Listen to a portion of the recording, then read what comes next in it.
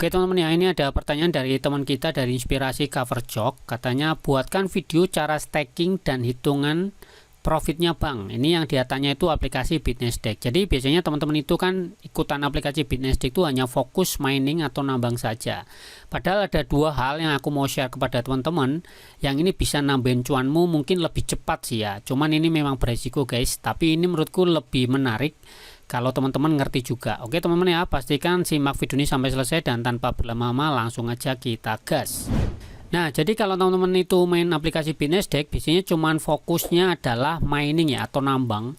Tentu guys, kalau kamu mining itu konsepnya bukan cara cepat ya, melainkan kamu mencari pendapatan secara stabil ya, artinya tiap harinya dapat, cuman ya jangkanya jangka panjang, jadi nggak bisa cara cepat, tapi ya hasilnya lebih bisa dipegang lah ya, karena setiap hari pasti dapat.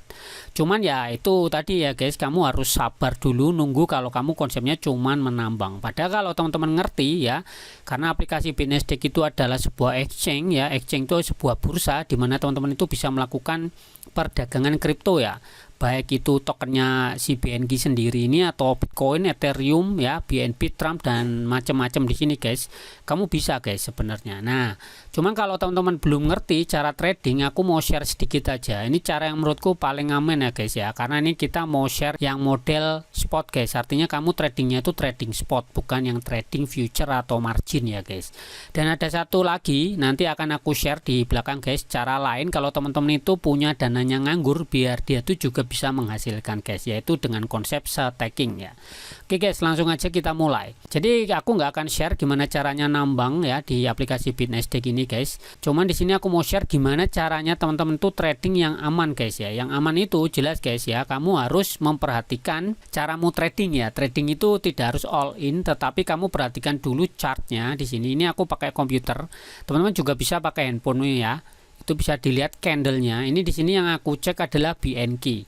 Jadi konsep spot itu guys, di sini kan ada macam-macam trade ya. Ada trade spot, ada margin. Bisa juga pakai trading bot. Cuman aku belum share di sini karena menurutku masih terlalu besar ya untuk minimal depositnya. Jadi aku masih nunggu dulu mereka mau turunin enggak ya. Sebenarnya aku udah request kayak gitu. Nah, kita mau mainnya itu yang trading spot guys ya. Trading spot seperti ini. Tinggal kamu pilih aja instrumennya. Instrumennya itu artinya tokennya. Kamu mau pilih BTC atau yang lainnya atau pilih yang lain nih guys. Kamu tinggal pilih aja. Di sini kan aku punya BNK ya. Kita pilih aja BNK. Nah, di sini kalau kamu pertama trading guys, kamu tuh pilih dulu namanya time frame ya. Time frame itu adalah durasi waktunya. Ini per satu candle mewakili berapa waktu kayak gitu. Nah, di sini kan time frame-nya adalah 15 menit, guys. Artinya satu candle ini ya, satu garis ini itu mewakili 15 menit. Kalau kamu rubah misalnya per 10 menit, ya dia akan berubah. Ini per satu candle ini mewakili 10 menit. Nah, kalau mau aman, guys, itu sebenarnya mainnya tuh ya ini untuk jangka rada panjang itu biasanya per satu hari atau D1. Nah, per satu candle ini mewakili pertumbuhan harga atau pergerakan harga itu per satu hari. Dan biasanya kalau mau dilihat itu kita ceknya di ini settingannya logaritmiknya di on kan kayak gitu, dan ini bisa setting aja auto kayak gitu. Nah, ini guys kayak gini, ini per satu hari ya seperti ini. Nah, jadi konsep dari trading spot itu adalah gimana caranya kamu tuh bisa beli token ini di harga bawah, kemudian kamu tunggu sampai di harga mahal guys, artinya harganya waktu naik kamu jual. Jadi cuman kayak gitu aja, kayak kamu orang kulakan tuh loh, kulakan barang. Misalnya kamu beli beras ya, beli beras waktu harganya murah, kalau udah mahal kamu jual. Udah konsepnya kayak gitu. Karena kalau kamu perhatikan di sini di pergerakan harga di market kayak gini guys, di sini itu kan dimana ada naik ya pasti ada turun gitu loh ya. Cuman kayak gitu aja, walaupun ada ini ya, ada progres jangka panjangnya ya. Jadi ada progres naik dan turun. Nah, tapi kalau kita ngeliat BNK kan walaupun ada naik turun tapi cenderungnya naik. Cuman ini kenapa kok turun bang ya, karena kalau teman-teman perhatikan kenapa turun ya, karena si Bitcoin sendiri ya juga turun guys. Sebenarnya dia ngikut dari bapaknya kripto guys. Bapaknya kripto tuh Bitcoin. Jadi acuan dari semua kripto yang ada di sini guys itu semuanya adalah tergantung dari Bitcoin guys. Kenapa kok Bitcoin yang jadi acuan? Karena Bitcoin tuh megang lebih dari 50% supply guys yang ada di dunia ini. Itu yang terbesar ya, market capnya itu cuman Bitcoin guys. Jadi ketika Bitcoinnya ini goyah ya, yang lainnya ikut hancur guys gitu ya. Nah, ini kamu perhatikan ya, kita coba cek dulu Bitcoin. Nah, Bitcoin juga turun kayak gini kan, polanya seperti ini gitu. Apalagi yang altcoin ya, altcoin itu koin-koin selain Bitcoin ya. Misalnya Ethereum ya, BNB pun atau Solana, XRP dan lain-lain itu jelas guys pasti hancur lebur kalau ketika Bitcoin juga turun. Nah, ini sedang fase ya, bisa dibilang sih fase mungkin bear market, tapi ya masih 50-50 menurutku ya. Cuman kalau aku pribadi sih ya nggak masalah gitu loh kalau harga token itu turun. Kenapa kok nggak masalah? Sekarang logikanya gini aja guys, kalau kamu ngeliat sebuah token atau koin kripto kayak gini ya, misal harganya tuh naik terus ya, naik terus nggak pernah turun-turun. Sekarang pertanyaannya, yang untung siapa gitu? Yang untung yang belinya waktu harga di bawah ini guys. Kalau kamu udah beli di harga pucuk kayak gini ya, yang beli di bawah kan dia jual, yang ngebeli kamu guys, jadi yang untung yang beli bawah. Nah, kalau ada turun kayak gini berarti kan ini kesempatan kita yang kemarin belum sempat ngebeli di harga bawah ikutan membeli kayak gitu kan. Nah, nanti kita tinggal tunggu saja. Biasanya kalau di kripto itu ada namanya cycle atau siklus ya, jadi konsepnya memang jangka panjang juga kayak gitu kan. Kalau kamu trade-nya pakai yang trade time frame 1 hari, kalau kamu mau main yang time frame-nya pendek artinya kamu bisa pilih per 1 jam kayak gitu. Di sini tuh lebih sulit guys kalau jangka pendek. Kenapa? Karena kalau kita perhatikan guys, di sini tuh banyak pergerakan yang liar ya, artinya banyak noise ya. Jadi noise itu kan sebuah keberisikan ya, pergerakan-pergerakan yang random ya. Misal aja orang jebak-jebak itu kan suka guys. Jadi dia bikin dulu harganya turun ya karena dia modalnya gede. Habis itu orang pada panik, pada ikutan ngejual, habis itu dia ngebeli lagi guys di bawah kayak gitu, kemudian dia jual lagi nanti ketika harganya naik lagi. Nah, biasanya para whales tuh ya ikan-ikan paus. Kalau kamu kan ikan teri guys ya, kayak aku gini. Nah, kita ini ikan teri guys, itu kan modalnya tipis gitu kan. Ya jelas kita tuh jadi mainannya para ikan paus guys. Ya ini misalnya nih kan, ini ngepam ya, ini kayaknya ngepamnya karena ada burning ya. Kemarin tuh ada pembakaran token dari BitNasdaq. Jadi sekarang setelah kamu paham ya konsep dari trading spot ya, trading spot itu ceritanya kamu ngebeli harga murah dan ngejualnya harga mahal. Cara cepatnya kalau kamu mau beli itu tinggal ke bagian buy. Di sini kamu tinggal pilih aja pakai yang limit order ya, limit order.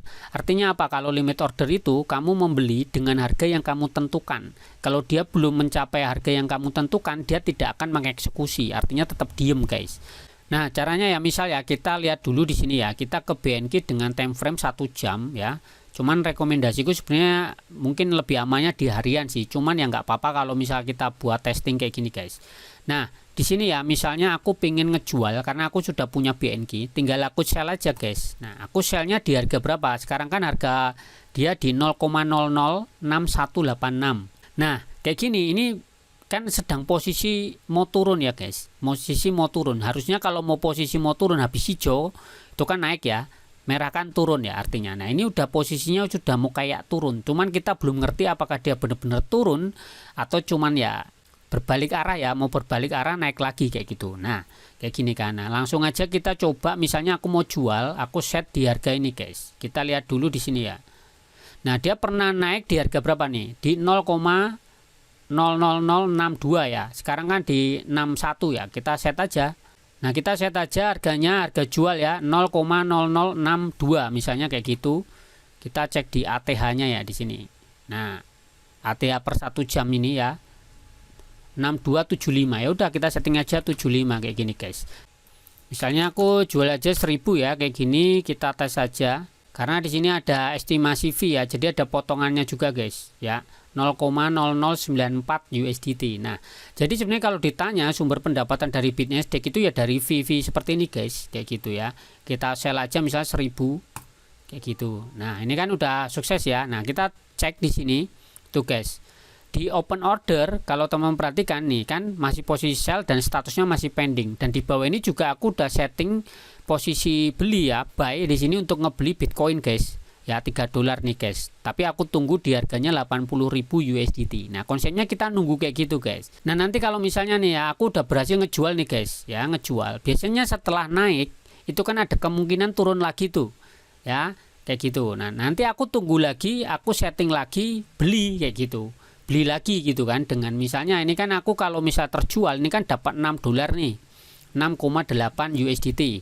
Nah, nanti ketika ini udah berhasil kejual, aku akan ngebeli lagi, cuman harganya lebih rendah lagi. Ya udah, aku setting pakai order limit ini juga, pakai buy ya dengan modalku yang $6. Nanti pasti dapatnya ya $6,28 ini dapatnya akan lebih banyak ya, pasti lebih dari 1000 guys, karena kita ngebelinya lebih murah.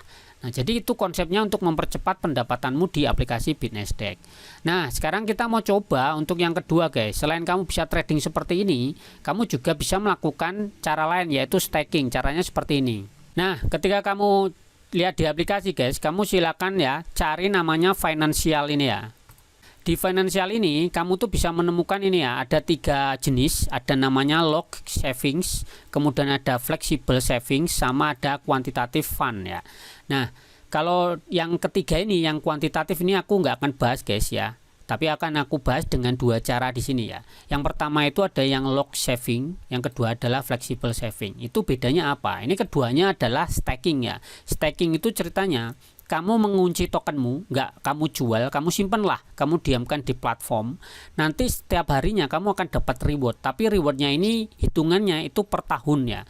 Jadi kalau disebut di sini itu ada namanya APY. APY itu annual percentage yield ya, artinya bunga tahunan. Nah, kalau kamu biasa di bank ya, di bank nabung deposito, itu deposito itu yang dibilang bunganya di situ adalah bunga tahunan. Jadi kalau di sini disebutkan misalnya bunga APY-nya ini 15%, artinya bukan per hari dapat 15% dari total yang kamu kunci, bukan, tetapi ini 1 tahun. Jadi kalau mau dihitung hariannya dapat berapa, ya udah 1 tahun itu kan dapatnya berapa nih? Kamu dari modalmu berapa, 15%-nya berapa 1 tahun, nanti dibagi 360 hari nih guys. Kalau yang log saving itu bunganya gede ya, 15%. Tetapi kamu nggak bisa gunain ya tokenmu BNG ini itu selama 1 tahun. Jadi kamu dikunci lah kayak gitu, nggak bisa kamu tarik. Nah, kalau kamu memang keperluannya itu cuman sementara ya, sementara aja kayak gitu, kamu bisa pilih yang flexible saving. Nah, yang fleksibel ini kamu bisa tarik kapan saja. Jadi misalnya nih nganggur BNG-mu sembari nunggu harga BNG-nya naik ya, kamu bisa masukkan ke sini dulu flexible saving, cuman bunganya kecil ya, ini APY-nya cuma 2% selama 1 tahun. Jadi kalau dihitung harinya memang sangat kecil. Tetapi kalau kita berpikirnya misal ya, kamu sudah punya 1 juta token BNG. Nah, misalnya daripada nganggur ya, token mutu nganggur diem aja, hasilnya tetap sembari kita nunggu sampai dia tuh naik lagi di harga misalnya di sini. Atau yang lebih ekstrim lagi kemarin pernah di ATH 0,12 kayaknya. Kita cek di sini guys. Nah, di puncaknya ini kan di 0,012290 misalnya kayak gini. Nah, sembari nunggu harganya bisa di atas ini lagi, kan nganggur tuh BNG-mu. Sayang juga kan kalau dijual di harga bawah kayak gini. Nah, menurutku mendingan kamu stackingkan aja gitu, minimal ya pakai aja yang ini, misalnya pakai yang ini aja, yang fleksibel ini aja, walaupun 2%, tapi kalau punya 1 juta ya dikali aja kayak gitu kan, 1 juta token ya, sembari nunggu harga tokennya ini naik guys. Nah kayak gitu, kamu caranya simpel aja ini ya, kamu tinggal pilih aja, misalnya tak contohin yang flexible saving ya, sama aja sama yang log saving ini, tinggal subscription ini aja atau langganan, klik aja kayak gini, terus jumlah yang mau kamu staking kan berapa, yang mau kamu kunci itu berapa gitu kan. Ini tinggal aku klik aja all semua. Nah, ini daily income akan dapat 0,1 BNG ini dengan 1900 guys ya, 1900 dapatnya 0,1 BNG ya. Kamu kali aja, misal kamu punya 1 juta gitu misalnya. Tuh, kalau dapat 1 juta berarti per harinya kamu dapat 54,79 BNG. Ya udah kamu hitung kayak gitu aja. Ini kalau punya 1 juta token. Nah, sekarang teman-teman punya berapa gitu kan. Nah, sekarang kalau aku punya cuma 1900 ya udahlah, daripada nganggur ya, daripada nganggur kayak gini, ya udah tinggal aku subscribe atau langganan. Kita tinggal subscribe aja kayak gini, udah selesai guys. Nah, sekarang kalau mau ngecek ya teman-teman, kalau di aplikasi handphone tuh ada yang di pojok kanan atas, cuman karena aku nih pakai komputer ya, tinggal aku cek aja di sini financial order. Oke, nah di sini ya kita tinggal cek statusnya yang sedang aktif ya atau efektif kayak gini. Tuh guys, jadi sekarang aku tuh udah ngunci ada 3 ya. Ada yang log saving ya, ini 1500 aku kunci 1 tahun. Kemudian ini juga log saving 1800 aku kunci 1 tahun biar dapat 15%. Kemudian yang fleksibel ini baru aja itu yang 1900 dapat 2%. Nanti pendapatannya akan muncul guys ya setiap hari itu. Misal nih yang ini ya, yang 1500 tuh. Nih, dapatnya udah ini, sekian ini guys. 221 total 1 tahunnya, kalau dapat 1 tahunnya sekian, cuman hariannya ini yang udah terkumpul sekarang ini 20, sekian BNQ guys. Ini juga sama nih, kalau 1 tahun ya itu akan dapat sekitar 286 BNQ ya, dengan modal 1800 BNQ, dan sampai hari ini itu baru dapat 15 BNQ ya. Ini kan ketimbang nganggur gitu loh, sembari nunggu, karena menurutku ya ini prediksi aja, kemungkinan harga token BNQ itu akan naik lagi itu di tahun depan ya, di tahun depan. Jadi menurutku udah aku kunci aja 1 tahun. Nah, jadi total yang aku kunci 1 tahun itu kurang lebih hampir 3.300-an lah ya. Ya lumayan kayak gitu. Nah, jadi teman-teman bisa kumpulkan dulu. Kalau memang teman-teman tuh nggak suka trading ya bisa sistemnya di staking kayak gini guys ya. Kalau teman-teman bingung, ini coba aku tunjukkan di handphone ya. Nah, ini ya tampilannya di handphone. Kalau kamu mau cari yang untuk staking ya, caranya gampang banget. Kamu tinggal ke sini guys, ke bagian trade kayak gini. Nah, di sini kan ada spot, margin, nah financial ini guys. Nah, di financial ini kamu tinggal pilih aja yang lock saving atau yang flexible saving.